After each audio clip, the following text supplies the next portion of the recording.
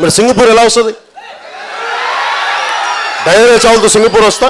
నిజంగా ముఖ్యమంత్రి గారు సింగపూర్ లా చేయాలి అంటే సింగపూర్ లాగా అందరినీ సమానంగా చూసే వ్యవస్థ వచ్చినప్పుడు సింగపూర్ వస్తే తప్ప కొద్ది మందిని కొంతమందిని అట్లా కుదరదు. అందరికీ ప్రతి ఒక్కరికి ఇది మనదే, మన సమాజం, మన దేశం. నేను అది ప్రూవ్ చేయదలుచుకున్నాను. బెస్ట్ నేను నమ్మాలి. ముఖ్యమంత్రి గారు నాకు కులం అంటారు. నాకు కులం పిచ్చుంటే నేను టీడీపీ సపోర్ట్ చేస్తానా? నేను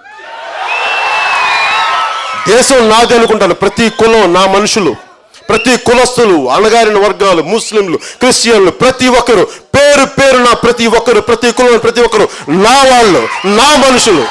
వారికి ఏమైపోద్ది, వారి బిడ్డలకి ఏమైపోద్ది. అందుకు సపోర్ట్ చేశాను టీడీపీకి. ఓట్లు ఎంచుకోవాలని కాదు, అందరూ సంతోషంగా ఉండాలి. అభివృద్ధి జరగాలి అంటే అన్ని కులాలు మంచి సంతోషంగా ఉండాలి. అందుకు సపోర్ట్ చేశాను టీడీపీకి. కానీ నా ఆలోచన విధానాన్ని ముఖ్యమంత్రి గారు కానీ చేతగానితనంగా తీసుకుంటే అది తప్పు చేసిన వారు అవుతారు.